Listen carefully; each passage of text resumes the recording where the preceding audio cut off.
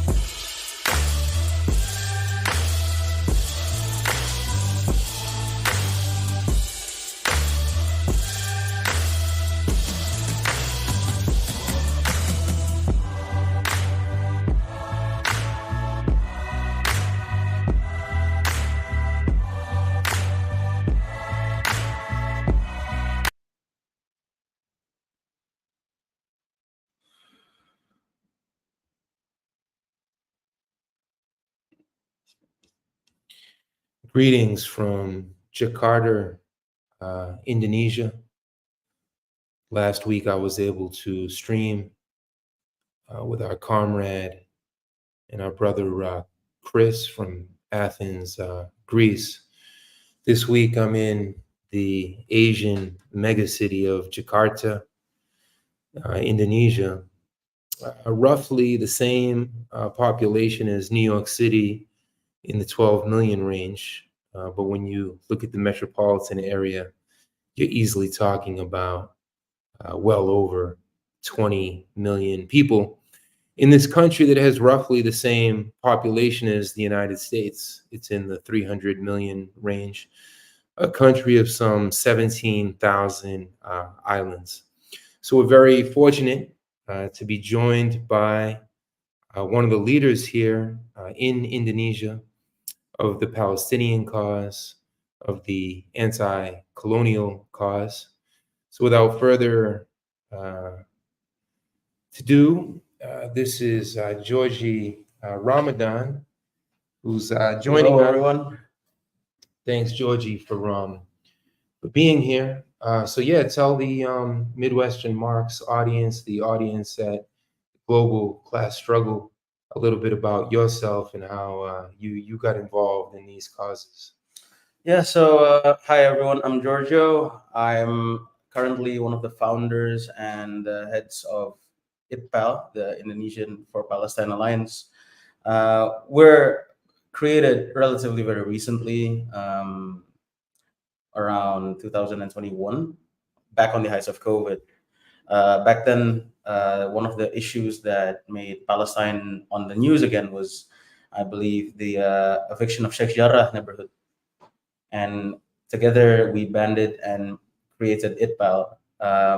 Most of us were activists before, were athletes of various organizations, and I was for a while a student activist as well, and I was already supporting Palestine since way back. So ITPAL, I guess the difference between ITPAL and most pro-Palestinian organizations in Indonesia is that we're younger in orientation, and we're less, we wouldn't say that we're not religious, because like Indonesia is a very religious country, and I'm a Muslim myself, and most of ITPAL's members are religious actually, but we're not affiliated to one religion. So we're multi-faith, and we're taking our support for Palestine in a more humanistic and less religious manner, as opposed to a lot of how most pro-Palestinian causes in Indonesia are. So when we talk about direct resources in Palestine, boots on the ground, we refer to our comrades in Samidun, who are now active doing solidarity work against political prisoners and all prisoners of Palestine who are caught by both the Zionists and the collaborationist authorities there. And I'll try to center you here. I want to make sure you're in the center of the shot. Yeah. And you mentioned Samidun, and in Europe and in the U.S., there's been stiff repression and censorship. How does that play out vis-a-vis Palestine and Indonesian society? Is there censorship in the media, in the schools, in the religious institutions of society? Yeah, so I think one of the good parts of why I'm here and why I'm talking to mainly Western audience is about how the difference between how it is to support Palestine in here compared to the West. In Indonesia, we're a Muslim majority country. We're not an Islamic country per se, but our constitution has a lot of references to God, and our majority religion is Islam. And for that, similar to, for example, let's say Malaysia and a lot of the Middle Eastern countries, by default, most of the people support Palestine. The government itself, our government still, and I hope continues to support Palestine, albeit we still formally agree to the two-state solution based on previous UN accords and agreements by the Palestinian Authority.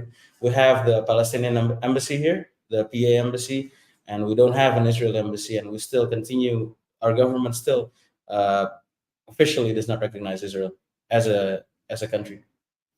And you were mentioning here in Jakarta that the Israelis still try to have investment in capital here, Yeah. particularly in central Jakarta and South Jakarta. And Well, it happens everywhere. So the thing with, I think I should talk to the broader view first. Yeah.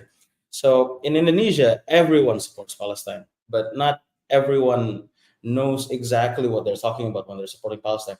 They see Palestine as a majority Muslim nation, and usually the support they give towards Palestine is either religious or mystical in a sense.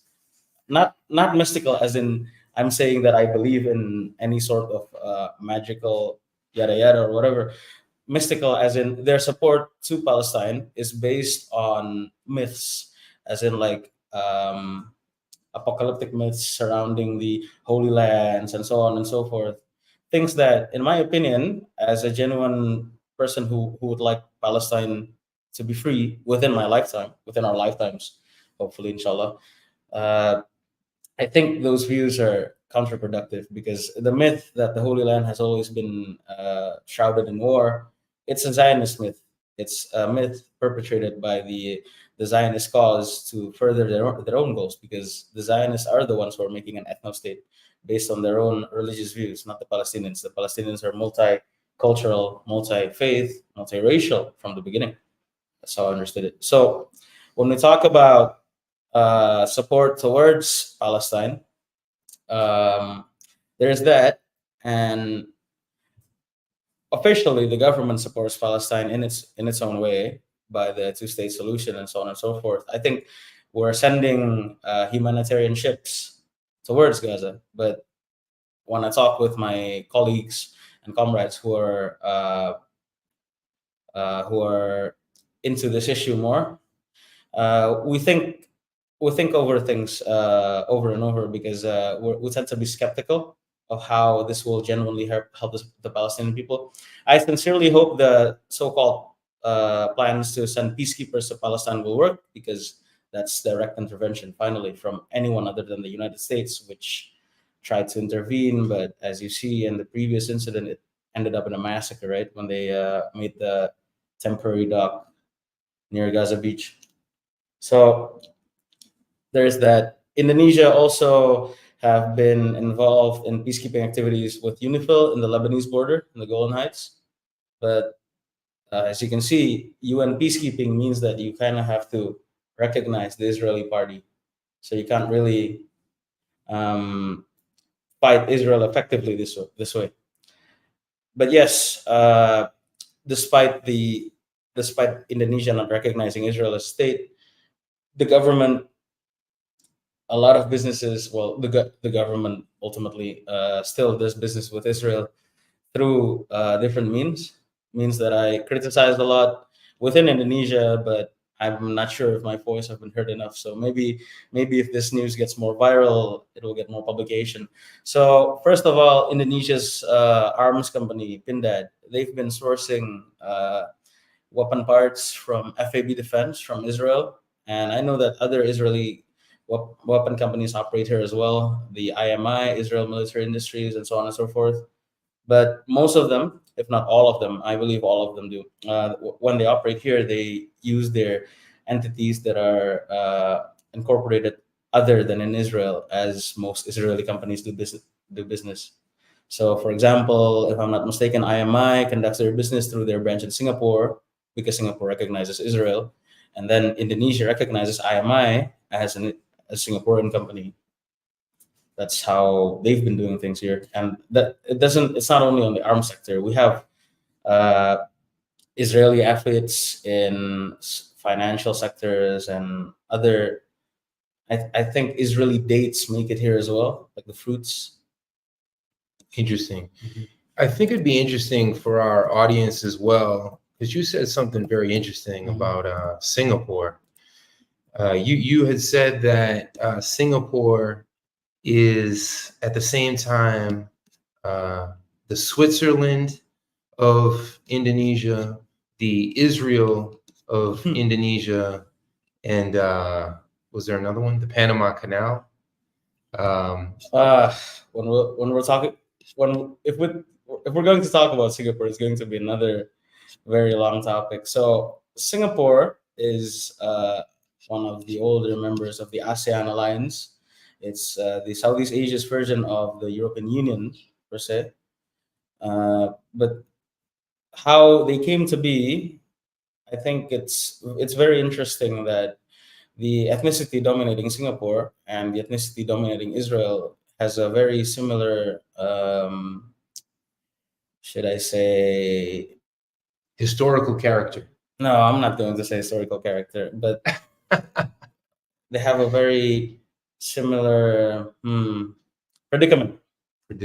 So Singapore, they used to be together with the Federation of Malaya, which at the beginning was as a whole disputed by the Republic of Indonesia, because Indonesia wanted to liberate all of the Nusantara Peninsula from Patani to New Guinea, because our basis of independence and unity is liberation from the colonialists, whether Dutch nor English.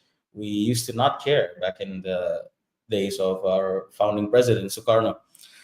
But as things come to terms later, the country that the lands that now comprise of Indonesia come from mostly the ex-Dutch colonies, the ex-Dutch East Indies, and the ex-colonies of Portugal, even though East Timor eventually succeeded from Indonesia. So the thing with Singapore is that Singapore is dominated by the ethnic Chinese. To be particular, if I'm not mistaken, it's mostly the Hakka, but also the Hokkien and Teochew, just like all of the Southeast Asian Chinese diaspora.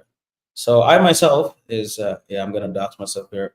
I'm also partially Chinese, but I'm partially Northern Chinese. I'm partially Hui from Henan, not from Southern China. So maybe a lot of my fellow Chinese Indonesian colleagues wouldn't relate much with my side of Chinese, but being a part of the Chinese diaspora myself, I can relate my ethnicity a lot with the Jews in their diaspora, because we both have diaspora cultures, but the difference is that what happened with Israel and Zionism, it's that it's a whole project of sending these diaspora people to a place and to colonize the place, to set up a country while occupying the previous people. While in Singapore, what happened was, so the Federation of Malaya was dominated by the Malays, right? So Malaysia is an ethnic country instead of a fully civic country like Indonesia when they succeeded from when they went independent from the British. They were to be dominated by the Ketuanan Melayu, by the Malays. That's why the name was Malaysia and is Malaysia. And they wanted to expel Singapore, because Singapore was dominated by the Chinese. They're different. They're not fully Malays. In the past, Singapore was more Chinese than it is now ethnically. So the Chinese diaspora in Malaysia was kind of kicked to Singapore, as opposed to occupying foreign land, like the Jewish diaspora did in Palestine. So that's the difference. But from other points of view, the predicament of an oppressed diaspora that is traditionally seen as the rich traders of each societies, I think the Chinese and Jewish diasporas have it in common. And that's something that was historically pointed out by different anti-Zionist Jewish scholars, Marxist scholars, who were taking up this, what Abraham Leon and Karl Marx himself called the Jewish question, how to classify historically the Jewish people. Were they an ethnicity? Were they a religious group? Were they a nation class? And there were all these different competing hypotheses. And they mentioned that they had this historical analogy of the Chinese, the ethnic Chinese who had left, I guess in some cases decades ago, in other cases centuries ago, and had played this role as traders, whether it was in Thailand or Vietnam or Hong Kong. And very fascinating questions. Just for our audience here, we have Singapore smack dab in the middle of Southeast Asia. Here we have Malaysia, we have southern Thailand, we have the massive, massive country of Indonesia. All of this is Indonesia, the massive island of Sumatra, of Java, where we are now, not so far from Singapore. Yeah, an hour away, give or take. And here we have Malaysia again, the island of Borneo, shared by Indonesia, Malaysia and Brunei. An ancient kingdom. Mhm. And here you have Singapore, which functions as this massive port, as this massive tax haven as well. Correct. If you would zoom in to that, Yep. the area around Singapore, maybe we can see more. So Singapore lies in the end of the Malacca Strait. It's on the strait on the left of the Singapore Strait. This one. This is the Malacca Straits. Correct. Yeah. So it's a massive shipping lane. Most shipping for in the past it was spice. Now it was everything. It's everything else. It's palm oil. It's coal. It's nickel. A lot of things come to and from there. So Singapore, being a tax haven country and a very secure country financially and militarily, they've been acting like our Panama of this region. So that is how Singapore becomes more developed than all of the countries surrounding it. Is it fair to say that Singapore was a colonial creation, a Western creation? No, I think it's unfair to say it like that because well, technically, all the countries around this region were all post-colonial countries. Were created after colonialism was evicted away. But as I said, Singapore was created because when the British left Malaysia, it was in the hands of the sultanates, the kingdoms, who were very racial and very ethnically dominated towards the Malays. And they were expelled because they were not sufficiently Malay, because they were too Chinese. Mhm. So they were pushed away, forced to make their own country instead of like how in Israel the diaspora is united to expel people who are already living there. So that's not the case with Singapore. So there's big differences But in some. but how Singapore develops, it's quite similar with, let's say, the United Arab Emirates or Panama, in that I would say Singapore and right now the Philippines, but Singapore is, I think, it's the more West Bloc leaning country. Mhm. Recently, yeah. Back in the Cold War, Singapore was strictly neutral. They tried to balance out relations between China and the United States. Right now, they still do that because they're majority Chinese. They trade mostly with China, but they're sanctioning Russia unilaterally, even though the entire ASEAN bloc does not want to take part of in this dispute between Russia and the United States and Ukraine and all. Singapore is single-handedly, Singapore unilaterally sanctions Russia, enjoys the sanctions regime just like Switzerland. Wow.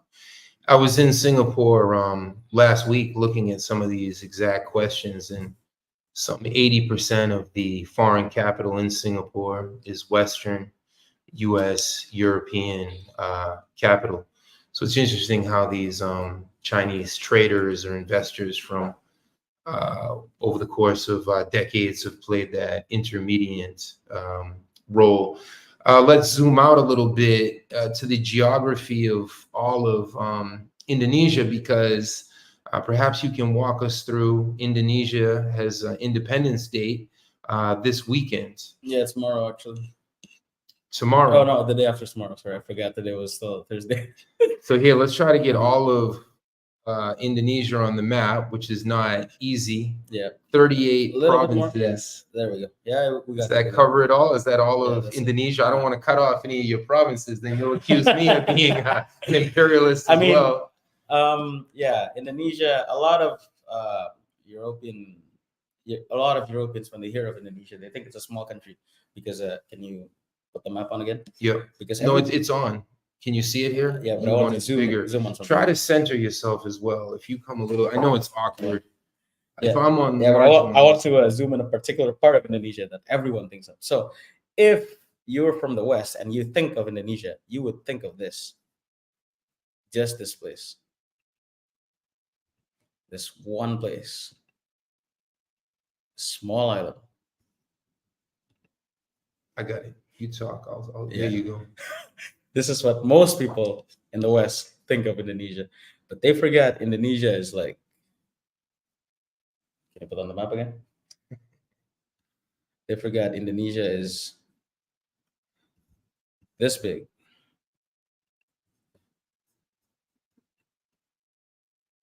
And we're a great country of various ethnicities, thousands, tens of thousands of islands of ethnicities, languages, cultures, flora, fauna, natural resources, cities. And so this all the way over here is Papua. But Papua is part of Indonesia as well. Yes. What the Indonesian government has been doing in Papua is very controversial. It has a lot of ties with the United States investment, namely in the Freeport Company. But being an Indonesian myself, I am expected, and I think that myself and a Papuan, no matter how different we are ethnically, none of that matters because Indonesia is not about ethnicity. Indonesia is about unity. It's supposed to be about our joint spirit against the colonials. That was how it was in the past. Walk the audience through a little bit of the independence struggle, of the struggle against the Dutch And the first. Japanese. Want to start with the Dutch? The Yeah. historical struggle against the Dutch. Indonesia used to be, before Indonesia existed, we were various kingdoms. The more famous one in the past were the Srivijayan and the Majapahit kingdoms, which dominated the most of the Nusantara archipelago, most of which is now Indonesia. And then when Islam came in, the dominant power back then was the Sultanate of Mataram. So the Dutch and the Europeans, the Portuguese, they came at around that time, and they used divide and conquer tactics. Basically, they pitted heirs against heirs of the Mataram Sultanate, and also of the smaller kingdoms, the ones in Aceh, Dili Sultanates, and Pontianak, so on and so forth, until they ceded land for support by the Dutch against the rightful heirs, and that continued on and on and on until the majority of Indonesia was controlled by. At the beginning, it was the East Indies Company, which were later nationalized to the Dutch Empire itself. And the remnants of the Mataram Sultanate became basically a Bantustan back in the Dutch East Indies era. And until now, actually, we have 3 active remnants of the Mataram Sultanate, and one that is recognized by the government as a special region of Indonesia, which is in Yogyakarta. So the Dutch introduce a type of apartheid. Yeah. Here, and break that down. I think that'll be fascinating for the audience. It's similar with South Africa. Here we have on the lowest strata they call it the Pribumi, which is the people of the native people, as they call it, which back then includes all the tribes living in Indonesia, including the Javanese and Dayak, Bataknese, Malay, Papuans, everyone native. They were called the Pribumi. Those people are basically on the bottom, and then above that we have the foreign Easterners, which include the Chinese, Indians, and Arabs, and above them the people who are supposed to be governed under back then white people laws were of course the Europeans and the Japanese. It's interesting to see how that history of colonial apartheid continues to, even though it's a part of history, there's still manifestations of it. And interestingly, having a legal background myself, the old apartheid, it still has effects to this day. So Indonesia only changed our penal code, our criminal code book. We use civil instead of common law. So unlike in the States, our law is codified. Our legal penal code for crimes, it's until very recently, until around 2 years ago, we still use the Dutch book. It's in Dutch. It's called Wetboek van Strafrecht, and we can still see the apartheid written inside of it, even though all the apartheid clauses were already they were done away with. They don't apply anymore in modern Indonesian law ever since the Sukarno regime, ever since the first president. But in matters of civil and commercial law, we still have differential treatments for people living in Java and outside of Java. We still have different books for that, and I think that's also a legacy of the old apartheid system.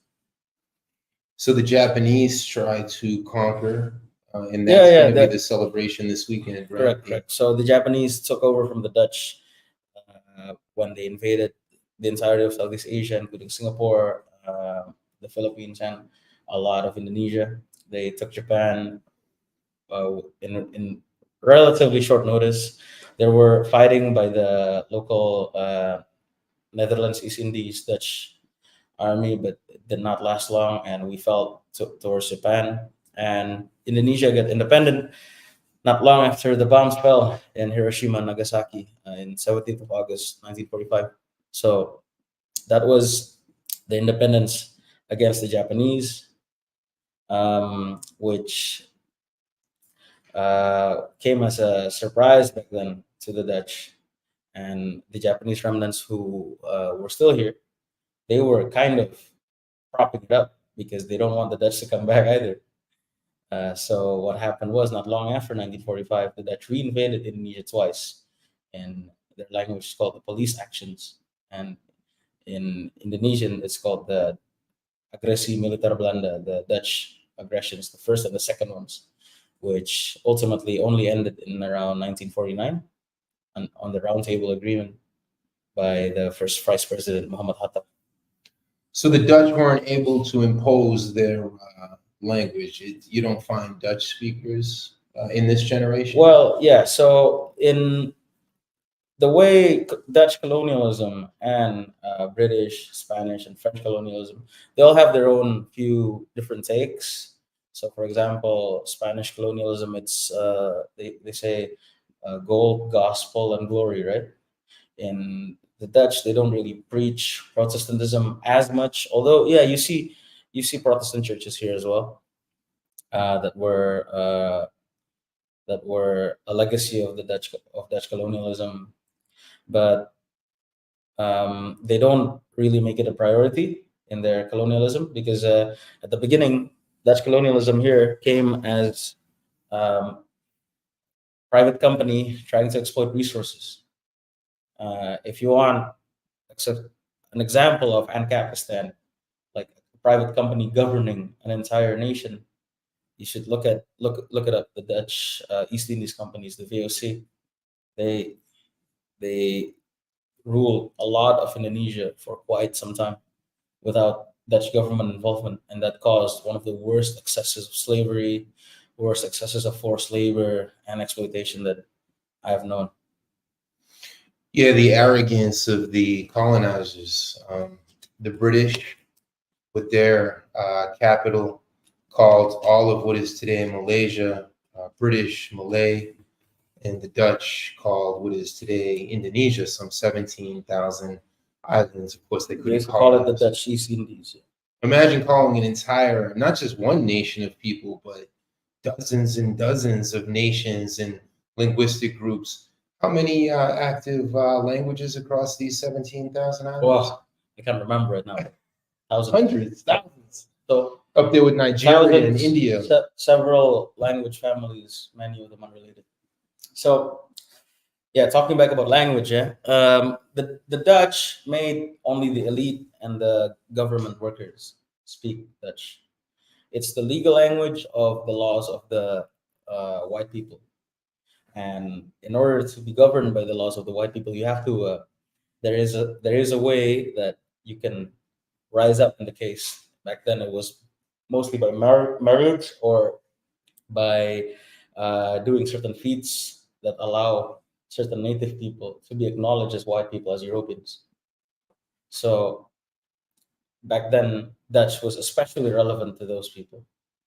They don't care to teach Dutch to everyone else, unlike in British colonialism or in Spanish colonialism. And the Dutch don't, they do mix, but they don't mix as much as well. So yeah, I guess those are the differences. Fascinating, fascinating. I think the audience too, I want to bring up an image of the Jakarta skyline, just so you can talk about this magical city. And we'll bring it back to Palestine, but I think it's also just very educational. Because most people think of Indonesia as a jungle country. They don't realize how the disparity between our rural and urban areas are. They don't realize we have skyscrapers as tall as the ones in Hong Kong. Yeah, I've always said, like, when I come to these Asian megacities, they make New York City look like little house on the prairie. When you go through Jakarta, I mean, it never ends. And all of the usual foreign exploiters are here. You'll see one of these massive modern buildings is a Citibank building, and all the different corporations that we've mentioned. So just a few humbling images of this metropolitan area of about 24 million people, roughly the population of New York City. For those of you just joining us, I'm sharing the screen here with Giorgio Ramadan, an activist here in Indonesia, in Jakarta, who stands up for Palestine and all of the right causes. Let's look at some of the comments who've come in. Start off with Sean Moon.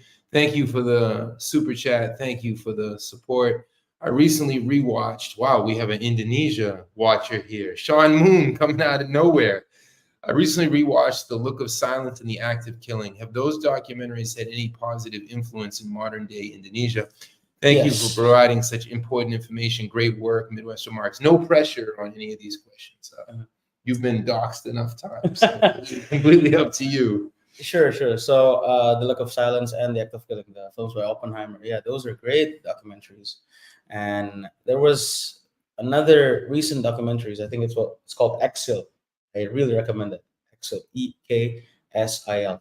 So The Look of Silence and the Act of Killing, those are documentaries regarding the tragedy of 1965, where the leftists of Indonesia were purged under the Suharto government. I'd say towards the Indonesian government, it didn't make any relevant change. I mean, we're still the next president-elect is the son-in-law of Suharto, which was the president that was responsible for the atrocities in those documentaries. And the attitude by the regime, the police, and the military are still as is. But what I can say is those documentaries, they give a serious effect on the youth, on Indonesia's youth who as time goes, we look and reflect on our history more in order to learn from how things are and what we can improve on. Yeah, thanks for that, Sean. Thanks for that solidarity. These are questions that we do want to take up in greater depth. They really deserve entire books, documentaries, classes. They're also extremely, extremely sensitive because we are on the ground here. Mm-hmm. So don't think that we're avoiding in any way some of these touchy issues. I'm going to try to do a part 2 once it's a little bit more feasible and strategic to do so. If you catch my thinking, here we have nothing but solidarity with New York City. We'll continue to raise the different resources. Yeah, shout out to Noah. Noah's doing his shows every Monday well done yesterday, Noah. So everyone continue to support. I think it's going to be every Monday now. So yeah, shout out to Haiti, connecting all of these different anti-colonial struggles. I was on the phone with the Haitians as I learned to say ayam, which is chicken, and panas, which is very hot in Indonesia. That's the extent of my Indonesian vocabulary. I think I'm forgetting my Creole on this side. So let's we can circle back to Palestine, and I think if there's other things that naturally come up that we can take advantage of your expertise. I think it's good if we start talking about the differences for people supporting Palestine in the West and in here. So in the West, you get serious repressions, right? Bringing up a Palestinian flag, you might get called an anti-Semite or anything. Well, you get repressed basically. I mean, this is Professor Danny himself talking. You got fired for being too pro-Palestinian, was it? And Yeah, I have colleagues and friends as well who studied in the States, and they got suspended because they were supporting Palestine. It's horrible. In Indonesia, it's the absolute opposite spectrum, I think. So you would get bullied if you support Israel. It's illegal to wave the Israeli flag here. So I can actually, I mean, if you do this on the streets, saying anti-Semitic slurs, people wouldn't know what it is, because people here don't really know what's a Jew. There is only a very small community of Jews in Indonesia, officially. I think there is one synagogue in Manado in Sulawesi, and they're mostly Sephardic Jews, who unfortunately, I think most of the Jews here are actually Zionists as well. They subscribe to that and they encourage Aliyah. Maybe, and I'm not sure what to blame, but maybe actual local anti-Semitism and what's the name? Lack of information regarding who the Jews are might be the cause of this. But at the end of the day, Zionism is a horrible ideology. Zionism is a genocidal ideology, and I'm not for genocide at all. So they're not to be justified whatsoever. Yeah, I'll peel back a few layers of that because it's never been a religious question. It's the anti-Zionist. Yes, and this is the thing. So I think the problem with most of the support for Palestine from an Indonesian standpoint is that it lacks nuance. It lacks an understanding about what is Palestine. How Palestine, just like Indonesia, is a country that rose out from colonialism, only to be then reconquered by this Zionist project of the West. And back then, also kind of the mistake of the Soviet Union. That's how many Eastern Europeans also came to Israel as well. But this understanding is what we need in order to properly support Palestine and properly condemn Zionism itself and the Zionist entity. Yeah, my impression from Malaysia, from Singapore, from the everyday people, not from high finance, is that there is a generalized solidarity with the Palestinians as kind of the quote unquote wretched of the earth, as the David versus Goliath. Because across Malaysia, people just had Palestinian flags. So there was a generalized solidarity. So it's interesting to hear. I mean, I don't think people realize that Indonesia is the biggest Muslim country in the world. Yes. People forget these things. And I will just make a few ethnographic notes on Indonesia. Extremely clean compared to. I'm surprised hearing this, actually. Wow. Well, you got to come see the U.S. colonies in the Caribbean and South America. Okay. For comparison. I mean, I had made the joke to you that with all the motorcycles flying around left and right, there were very few accidents. And you said, well, just stay a few more weeks and you'll see plenty of accidents. Stay a few more hours, man. Not weeks. But I think again, it's all relative. It's all comparative. And even the amount of like honking, like if we were in the Caribbean, it would be like "F you, you cut me off." And Indonesians, we have a very Asian culture, so we tend to be softer on how we handle things, how we discuss things. those idiosyncratic observations, I find them absolutely fascinating. But going through different social layers of society, like today I was out there, and you can help me with the pronunciation, but Jababeka. Jabubeka, which is kind of like the Bronx of Jakarta, if you One will. of the Bronx of Jakarta. Not that there's only one, of course. Just to use the symbol. By the way, I'm not saying Indonesians don't swear. Indonesians do swear a lot, but like honking is not, well, yeah, people honk, but not as much as in other countries. So being out there in Jababeka. Jabubeka, in the hood, quote unquote, it's just interesting to compare. And talking with the what's the word for comrades? Boom. Talking to the boom out there, and they were talking about the social issues, the challenges with loan sharks, and with unemployment, and Online with gambling. gambling, and even prostitution and moonshine, underground alcohol. And after like 10 minutes, I said, "Well, are you talking about New York City or are you talking about Jakarta?" So At least we don't have fentanyl here. jeez, There is no fentanyl here. oh my goodness. Our equivalent of fentanyl would probably be sabu, which is Crystal like meth. meth, Crystal meth. and putao, which is synthesized heroin. Synthesized heroin. Yeah. Putao. Sounds like a bad word in Spanish. Yeah. Taking down my notes to look into these things. So that's synthetic heroin. Curious how addictive it is and stuff, but I'll look into that. So there's this term too, pro-Palestine, because they've used it in a very manipulative way in the West. To call somebody pro-Palestinian, they try to somehow indicate that you're anti-Jewish or anti-Semitic or anti-something else, which could not be further from the truth. Yeah, let me be clear here. As an Indonesian, and thankfully, I'm still standing here. It is completely okay to call yourself anti-Zionist here.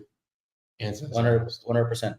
And at least most of my intellectual colleagues and comrades, we understand the difference between anti-Semitic and anti-Zionist. I don't have anything against any Jews living anywhere. I have a problem with any ethnicity occupying other countries or doing genocide anywhere, anywho. So it's not a matter of who, it's a matter of what they're doing, and Zionism is doing genocide. And that's what they manipulate. 100%. And that's what they manipulate. That's how an educator like myself could be fired. And whenever the Daily News or the New York Post writes about our demonstrations, they always put pro-Palestinian, anti-this, anti-that.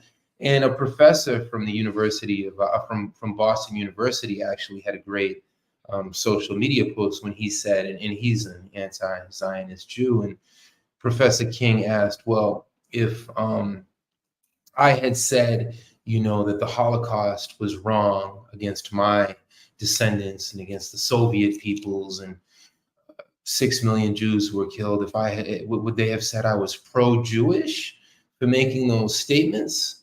I mean, I guess you could have in a sense, but so there's, words within words are built theory in concepts and worldviews. So it's just amazing how the ruling class manipulates these different concepts. I think originally, at least, the term when we say Palestine and we say we support Palestine, it means it's a very specific thing. It's not a general thing, because like to be anti-Zionist originally doesn't mean you have to be pro-Palestinian.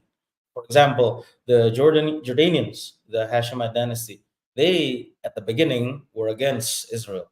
They fought Israel in a war in the 40s, but their end goal wasn't per se to create a Palestine nation, but to annex the Palestinian nation into the Hashemite kingdom.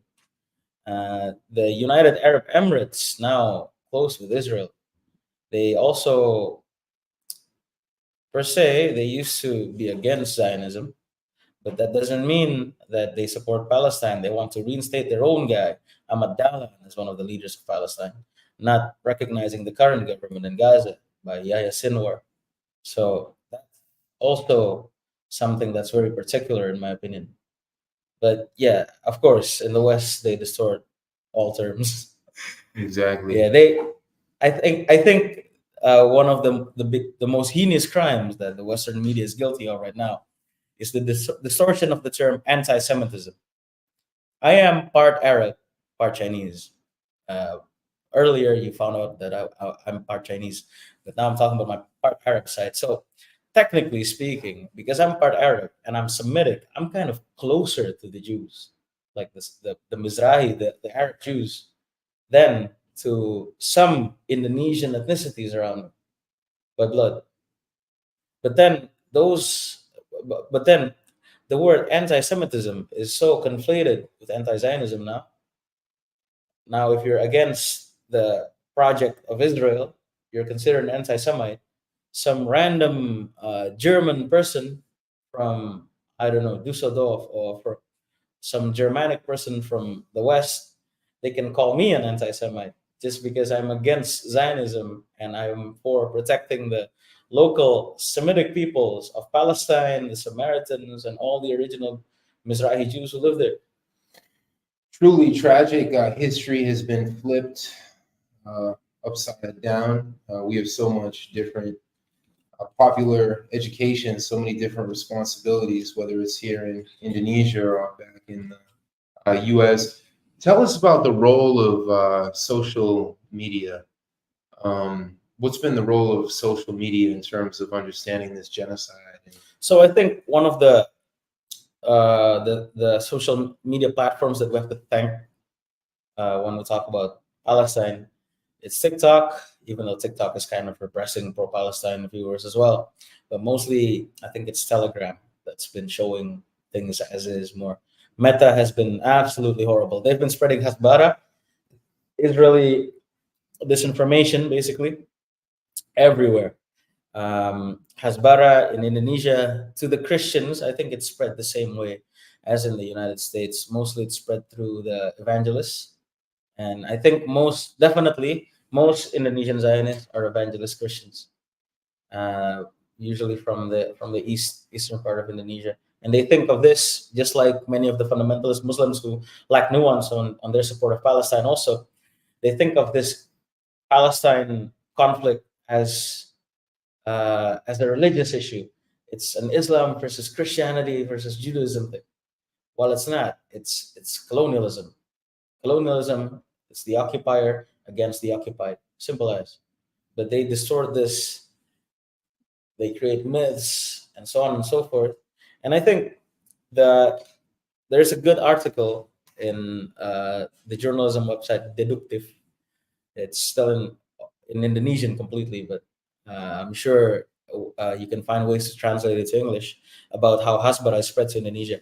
With the Christians, it's similar as in the U.S. In the U.S., I believe it's the biggest Zionist Christian lobby is the CUFI, right? The CUFI by Pastor John Hagee, right?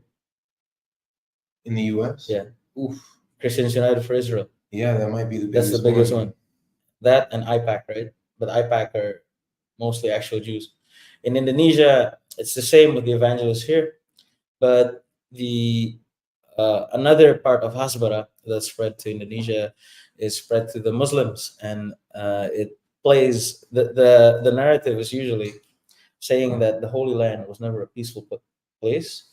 There's always conflict there, and if the Palestinians, if the man of God win there will be Armageddon, and that is why we must keep the conflict as is. That's usually how hasbara is spread towards Muslims. And secondly, there is also another narrative saying that the conflict in Palestine was started by Hamas, by the Muslims, and they equate Hamas as terrorists. They equate Hamas as ISIS, and this type of hasbara is very popular in the Indonesian defense community. Unfortunately, the thinking that Hamas is a supporter of ISIS and terrorists terrorist types of extremist movements, it's completely wrong, and it shows how misunderstood Palestine is, not just in the West but also in Indonesia. And I think this is what my colleagues and comrades in Palestine could improve on, actually, to make content that is more accessible to people in the East, in Indonesia. If you make content for Indonesians, Malaysians, Singaporeans, and Brunei people will also understand it. We speak more or less a very similar, if not the same language, but different dialects. So enlightening people on what Palestine is, what Israel is, as is, uh, generally, before we talk about specifics, before we talk about the difference between the Palestinian Authority and the authority in Gaza, for example, or what are the armed factions fighting the Zionists, I think it's also important. So this hasbara view that Hamas is a radical extremist organization that's similar to ISIS and Al Qaeda. These are, yeah, repeated towards many Muslims as well, because most of Indonesia's Muslims are moderate, right? And these moderate Muslims, actually, in Indonesia, we also have a lot of trauma against this extremist terrorist organizations like ISIS and Al Qaeda. We had the Bali bombings before, which killed hundreds, if not thousands. I can't remember now. We had attacks in Jakarta several times over. We had bombings in churches. We had whole race riots in Ambon because of racial, mostly religious tensions. So the issue of countering terrorism, like uh, radical terrorism of the ISIS and Al Qaeda type, that's also a very real thing in Indonesia. That's something that, for example, if you're an American, you would think of these terrorist organizations coming from abroad. They would be migrants, right? But for an Indonesian, there are Indonesians fighting. I think even now with the Free Syrian Army, of course. I'm not saying they're any legitimate faction, but those, I'm not sure what they call themselves now. The Jabhat al Nusra, the current iteration. I think we have Indonesians there still, Oof. and we had Indonesians in ISIS. And then, of course, ISIS's connection to U.S. intelligence and all the great work they've done at the gray zone to unpack all of that. So interesting how these ideological issues at the level of the superstructure have kept the economic base going, the economic base being Indonesian militarism. Certainly that's why the U.S. is so interested in Israel. It's the military, quote unquote, defense. Yeah, we're a massive defense market for the United States or any country willing to supply us. So this lobby, just to unpack it briefly, when we talk about Capitol Hill, we're talking about 100 senators. I believe it's 435 or 535 representatives in the House, which is a total of 535 politicians. But lobbyists, just for pharmaceutical companies, Bernie Sanders was interviewed on Theo Vaughn. It was a pretty bad interview. I don't recommend it, but it has gone viral. But Bernie Sanders was saying that there's about 1,500 lobbyists just for the pharmaceutical and the insurance companies.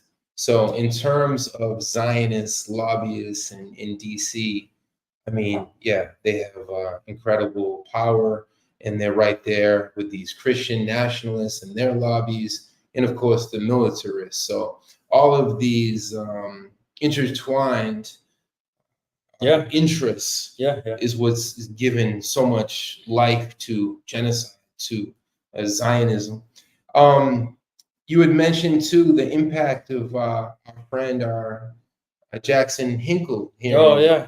Jackson. I think Jackson is a very famous man in Indonesia. If you would come here and go tell the Zionist affiliate companies in Indonesia to fuck off, I think the Indonesian authorities would fear an American saying that more than local Indonesian protesting over it. That would be very welcome.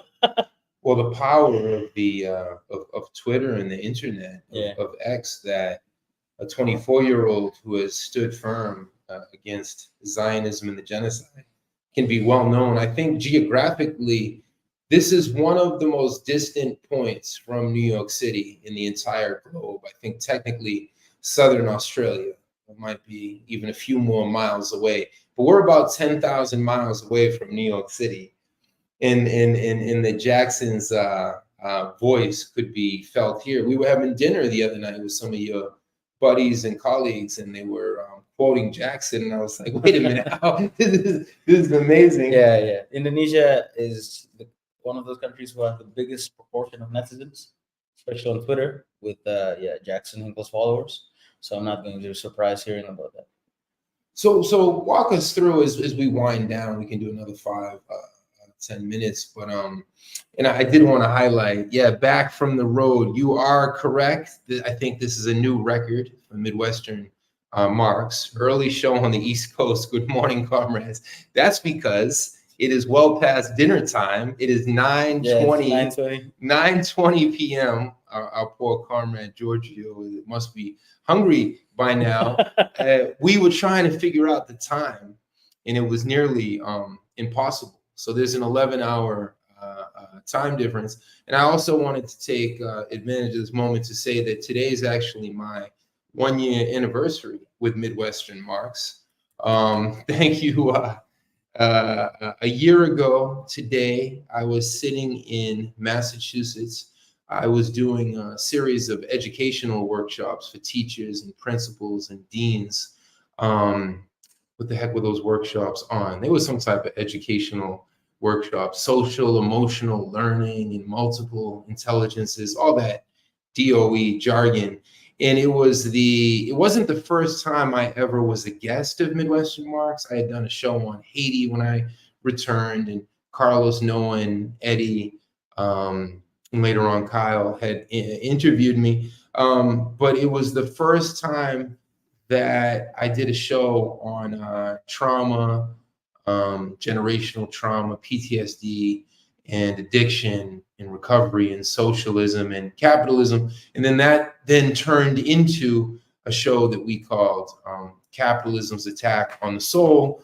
That show was interrupted by October 7th, the anti-colonial attacks, rebellion, what have you. So it is a anniversary today. Just wanted to shout that out and give thanks to the comrades who I mentioned, who we've been working now together for a year. And, it does take time to work together. I came from a different type of organizing background. I have a few decades on some of the younger comrades. So thanks to everybody for their patience. And it's important to remember too that as revolutionaries, we're always trying to, we're fighting and we're struggling. We're also trying to grow as families, as comrades, and look out for one another. And thank you to the Midwestern Marx founders and leaders for providing this home for me. I'll be returning soon to the U.S., the belly of the beast, and we want to do this course, Marxism, International Relations and Marxism, a genocide in the time of multipolarity, for students of international relations and Marxism. So look out for that coming up on Thursday nights at 8 p.m. Sean Moon, again, in the house.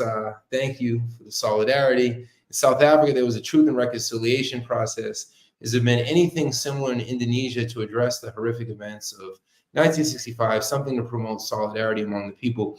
Yeah, we can't put any pressure on our... I'll answer this one. You sure? Up to you. So there is the International People's Tribunal, 1965. You can Google it, look it up. IPT 65.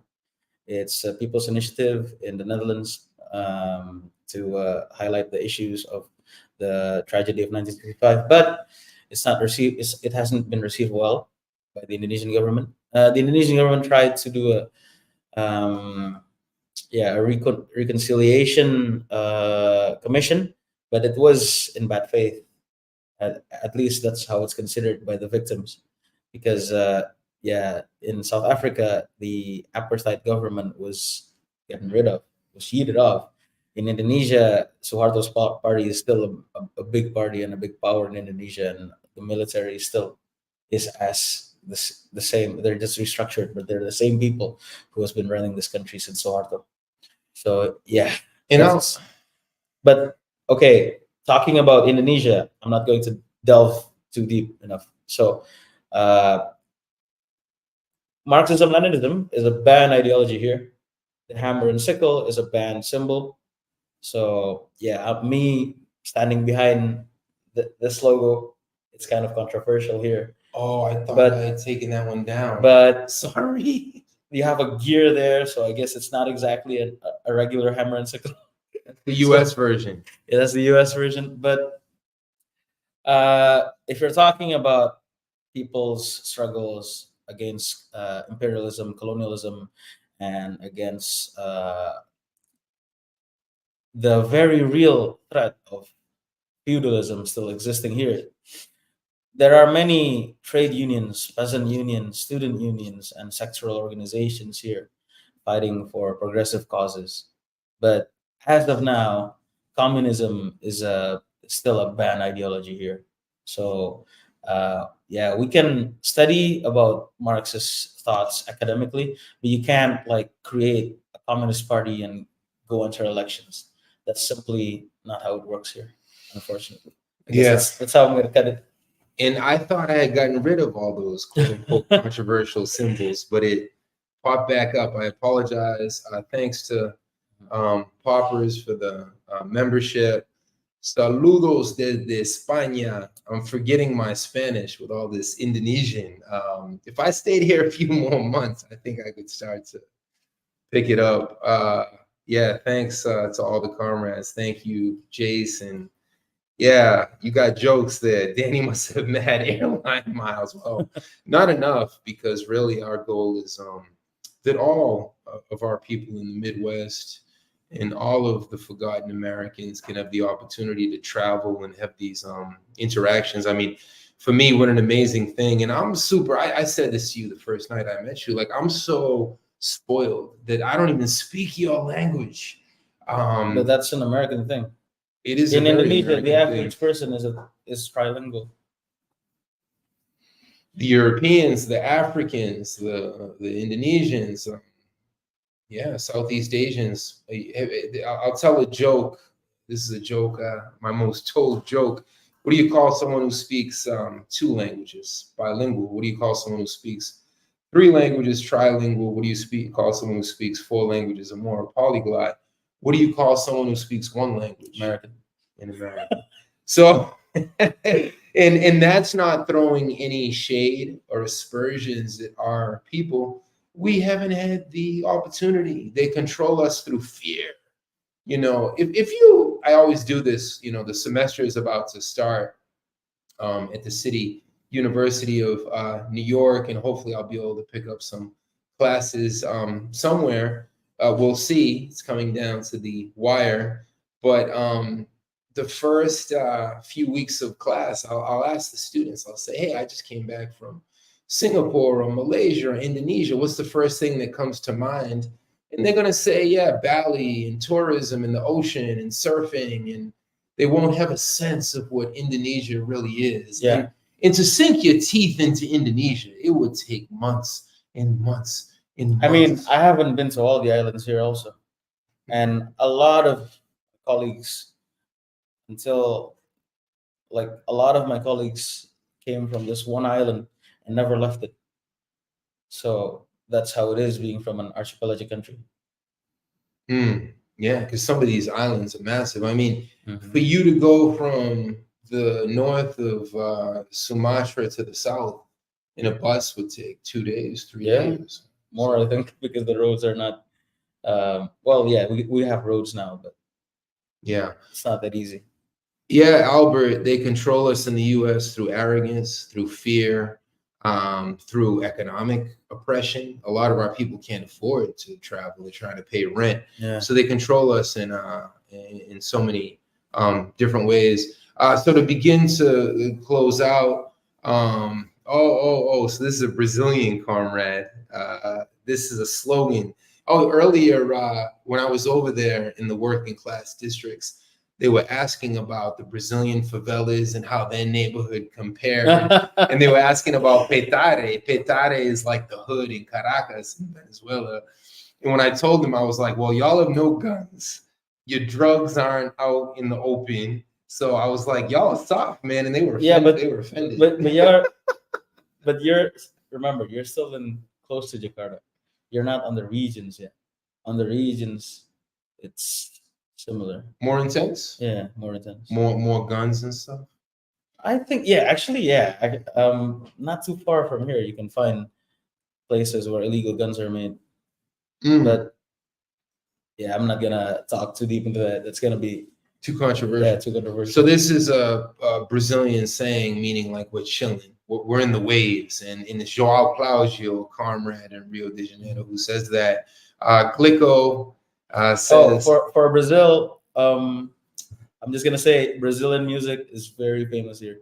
Everyone listens to funk, like boom, tap, tap, tap, tap. It goes everywhere here as well. So you made it do the sounds and everything. We love you guys. Yeah, you brought me to see some of the nightlife, purely, of course, as an ethnographer. I didn't have any beer or anything. I just had my my notepad. he can testify. But they were playing the funky and the reggaeton from Puerto Rico, from DR. So, it's interesting when they talk about globalization. That was such a buzzword back when I was in undergrad in 1996. Globalization never meant that we were more exposed to Indonesian customs and Sundanese food, one of the regional or local foods here. It always meant that the Indonesians were bombarded with Hollywood and whatever was famous and ideologically coming from the ruling class back in the U.S. My generation lived through all the American video games, so yeah, I can relate with. I can tell where exactly is Ganton and San Andreas, for example. No, and you knew cultural references from Games of Thrones that I didn't know. And that's the world that we live in. A 46-year-old, I mean, you can't get much more American than I am. Yeah, mostly American music here as well. The truth comes out.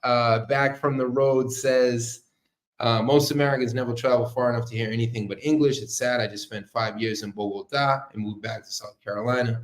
It's so weird back in the States. Well, back from the road, we want to hear more about what's happening in Colombia. Shout out to Gustavo Petro, an anti-genocide president.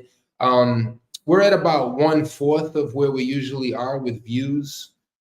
Usually we'd have over 1,000.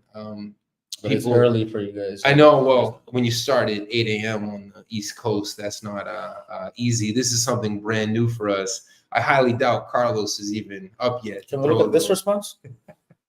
Yeah, break that down. What Glico said. In Indonesia, domestic flights have their jet fuels taxed by the government. So international flights don't, which ironically makes it more expensive to go to many parts of Indonesia, like many parts inside Indonesia. In many cases, it's more expensive than to go abroad. For example, to go to Singapore and Malaysia, which is an irony, but it is what it is. Yeah, there's so many of those ironies. Shout out to Nick, who was here last year, soaking in the local. Yeah, loving that. You love my country, man. That's. Well, I haven't even been here a week yet, but it reminds me of when I was in Brazil.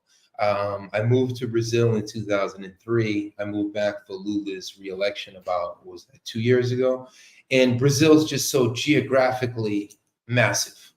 To go from the north, Nordeste, the northeast of Brazil, all the way down to the south.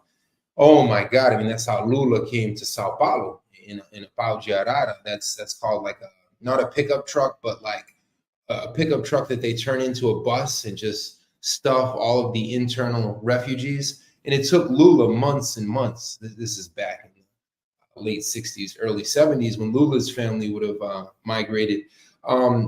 I don't think sometimes in the United States, we have a sense of how big these different civilizations in cultures and countries are. Yeah, definitely. I mean, you mentioned thousands of languages, thousands of different types of cuisine and traditions.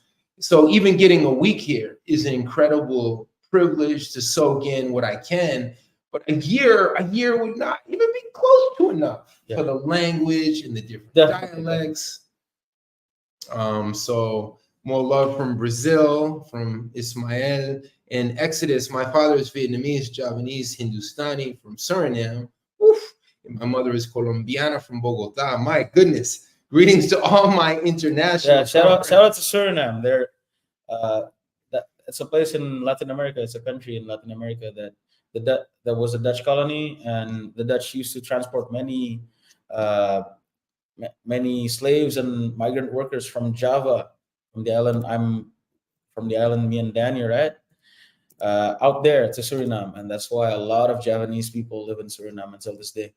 And it's also interesting when we talk about Suriname is that many of the Surinamese Javanese people, they don't speak Indonesian; they speak only Javanese, because so the Indonesian language that we speak now, Bahasa Indonesia, it's actually popularized nationally post independence from an existing trade language, which was based on Malay.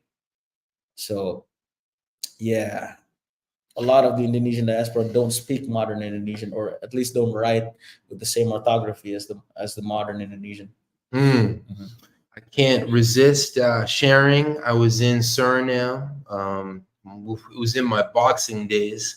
I trained very hard in Guyana. I was in Andrew Sixhead Lewis's boxing camp with a Haitian American boxer by the name of Antoine.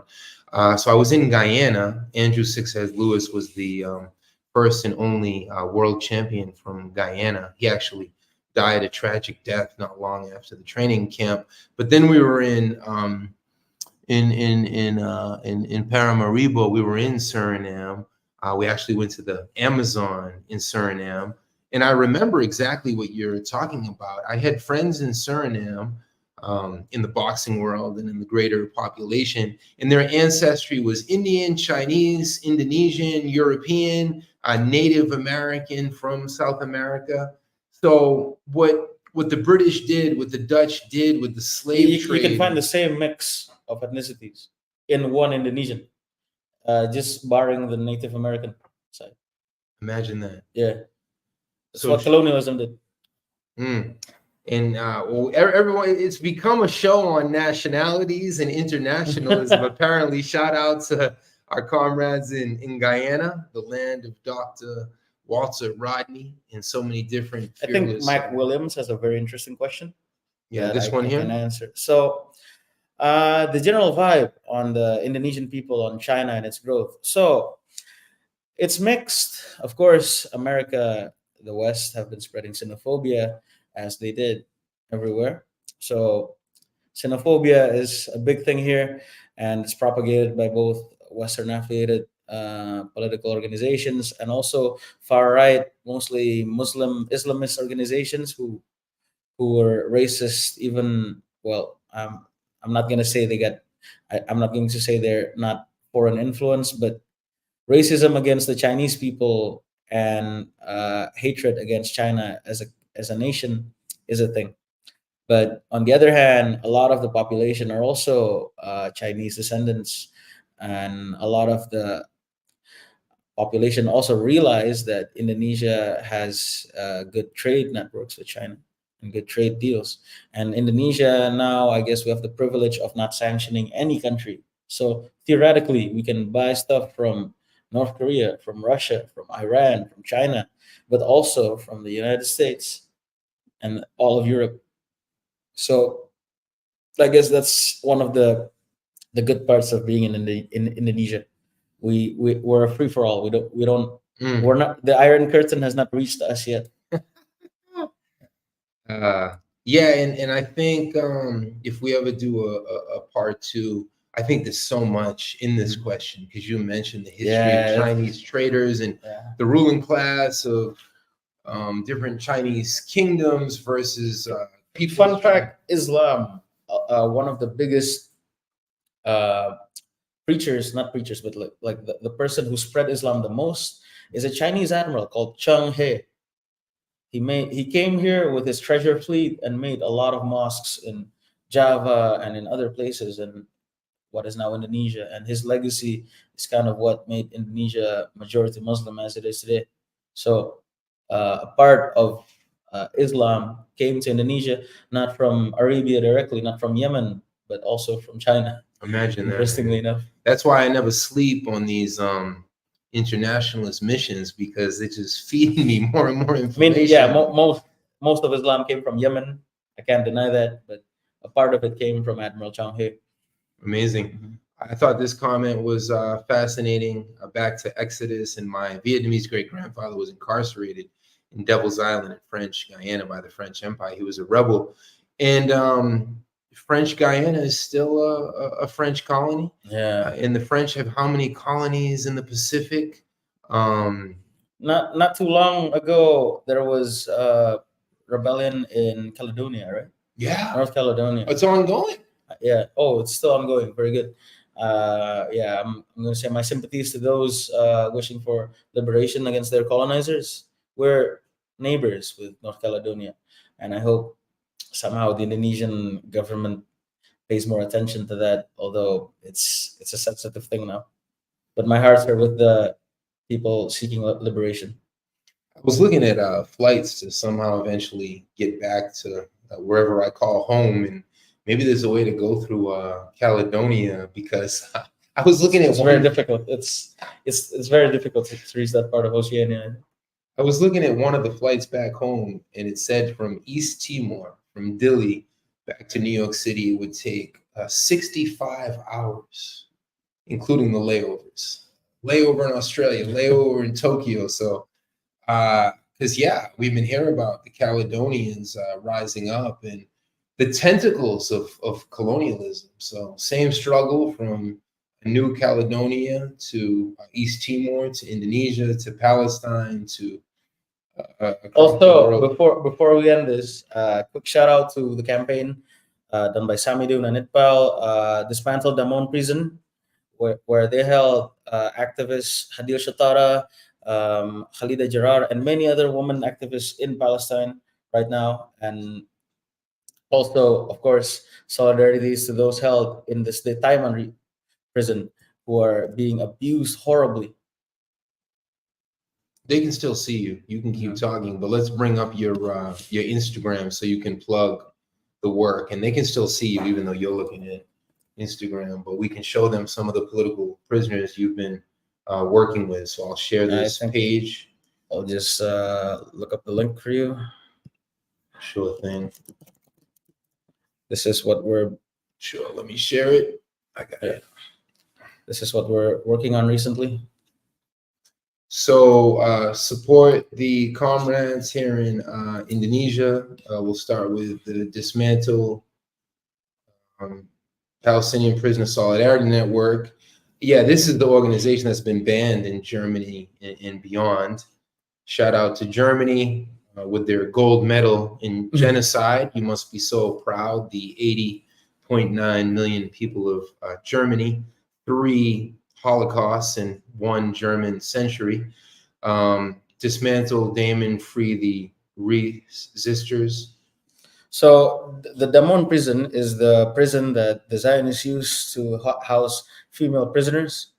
And not too long ago, I believe only 2 or 3 months ago, our colleagues that we know personally, Hadil Shatara, was taken, and she's still in Damon prison until this day, together with a lot of other female Palestinian freedom activists, to say. So yeah, this is one of those campaigns that we're supporting now. This is our page, ITPAL, Indonesian Palestine Alliance. We don't update as much recently, but yeah, our members are still active. We're still organizing things. So even the president, even though he's in the neoliberal camp, he stands up for Palestine. Yeah, as I said, nominally and officially, Indonesia supports the state of Palestine. We have a PA embassy, but we're still stuck on the two-state solution. Any posts about the sisters, the teachers who are locked up? Not as of now yet, but we're working on it. We're working on getting more Beautiful. Indonesian content on them. This one is interesting. The New York State Police Department appointed Palestinian American woman Palestine Sawar as a new captain in the Bronx County where Police you're from, right? Command. Woo! Yeah, that's what we call intersectional imperialism. It's amazing how they somehow try to convince us that that is progress, as if somehow when the police harass us, it matters their ethnicity, right, or their sexual orientation when they're locking us up for not having the $2.90 to get on. We call that imperial feminism these days. Imperial feminism. There's all types of contradictory terms. Well, thanks to everybody for tuning in. We look forward to more collaborations in the future. Beautiful to see the interest too across the Midwestern Marx community in these international issues, and so beautiful to learn from Mac and Exodus and Albert and back from the road and so many others about your own cultural roots of resistance. So Giorgio Ramadan, we look forward to hosting you in the future. You have a wealth of information. It feels like you're the 46-year-old and I'm the 26-year-old sometimes hanging out with you. And he has an incredible network here in Southeast Asia and in Indonesia and across the world. So we'll continue to build up our internationalism. So I'll cue up the outro and hope to, I'll let you all know if I can go live again from the road. It really depends on a few different factors. First and foremost, the safety of our friends and our hosts, and of course the 12-hour time difference. So from one of the most massive cities on earth, where the skyscrapers seem to never end, Jakarta, Indonesia, we say peace to you, as Fred Hampton did, if you're willing to fight for it. Peace, peace, peace. Stand up, all victims of oppression, for the tyrants fear your might. Don't cling so hard to your possessions, for you have nothing if you have no right. Let racist ignorance be ended, for respect makes the empires fall. Freedom is merely privilege extended, unless enjoyed by one and all. So come, brothers and sisters, for the struggle carries on. The International unites the world in a song. So comrades, come rally, for this is the time and place. The international ideal unites the human race. Let no one build walls to divide us, walls of hatred nor walls of stone. Come greet the dawn and stand beside us. We'll live together or we'll die alone. In our world poisoned by exploitation, those who have taken, now they must give. And end the vanity of nations, we've but one earth on which to live. So come, brothers and sisters, for the struggle carries on. The International unites the world in the song.